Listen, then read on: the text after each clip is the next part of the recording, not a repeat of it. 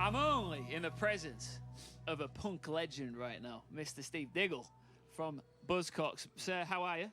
Very good, thank you, yeah. Just come off the stage, still a little high from lovely crowd there, you know. The crowd response was massive considering it's raining. It's you've let that, if you let that slip, you're not bothered about the weather today? Well, you know, it's one of them things, isn't it? I mean, we're from Manchester originally, so we're used to the weather, and up north here in Nottingham, isn't it? Thing is, yeah, when we got here, it was still sunny, and somebody did check the weather and say it'd be raining. We thought, no, it's not going to happen, but of course it did. But the spirit and the thing of the music and the whole vibe of this festival, from what I can see, you've got to overcome those things. There's worse things in life than rain, really, at the moment. Of course. Let's talk about Manchester, because it's obviously a phenomenal music scene, and a lot of big artists have come since you made your claim to fame, and said that they were heavily influenced by what you did. What does that mean to you to hear that feedback?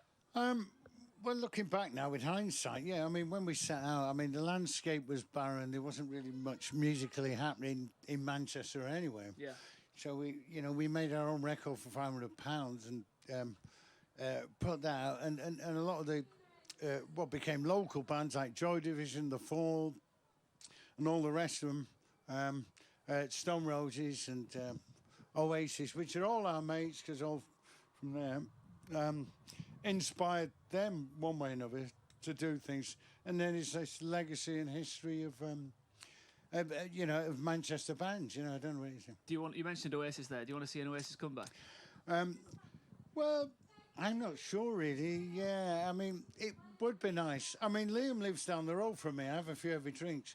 Me, Liam, you get in my local pub. Me, Liam, and Ray Davies from the Kinks. Yeah. And Terry Jones, Monty Python. It's a mad pub when that gets going. Yeah? I can imagine. It's a lovely thing. Let's switch gears and transition to punk, because, like I said, pioneer of punk. Yeah. Do you think it's still as relevant today as it once was?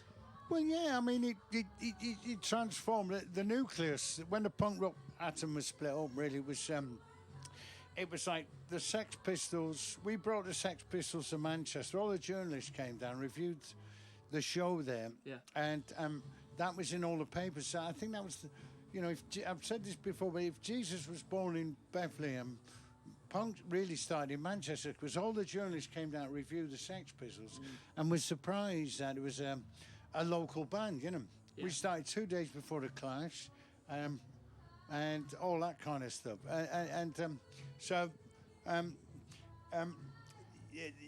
From there, there was the Jam, the Clash, the Damned, Sex Pistols and Buzzcocks.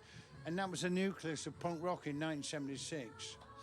I always say we wrote the scripts, and all the others, like Green Day, are acting out the play, you know what I mean? Do you think that... They're the phony, well, not phony ones, but no, the real definitive thing was that. And it's very important, because there are 1 million people coming up on the Dome. Yeah. It was an intellectual thing as well. People were questioning their lives through this music. It was like when you heard them early punk rock records, you had to rethink your whole consciousness about what music was doing to you, you know? Yeah. What it meant, it wasn't just about tapping your foot or, dancing in a disco. It was like, hold on, there's a lot of self-realisation, importance. So do you think because of that it'll struggle now to make a comeback to its peak?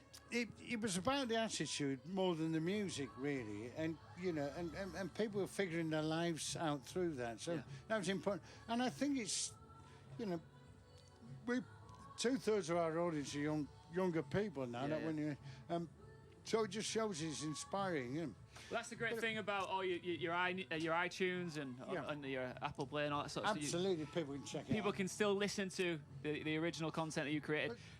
Some people say, it gets older, but you got to remember, people still study Shakespeare, and he's a lot older than us, you know. Hey, your music will surely live on forever, Steve. We sang about the human condition, and that's, I think, why people relate to us. Plus the fact, we get up there and we give it some stick, The man's music will live forever. Steve, thank you so much, mate. We've got to feel alive in this world. We're only short time here. Every moment's precious in your life, and that's what I care about, You care about me? I care about you, I care about all the crowd, I care about everybody,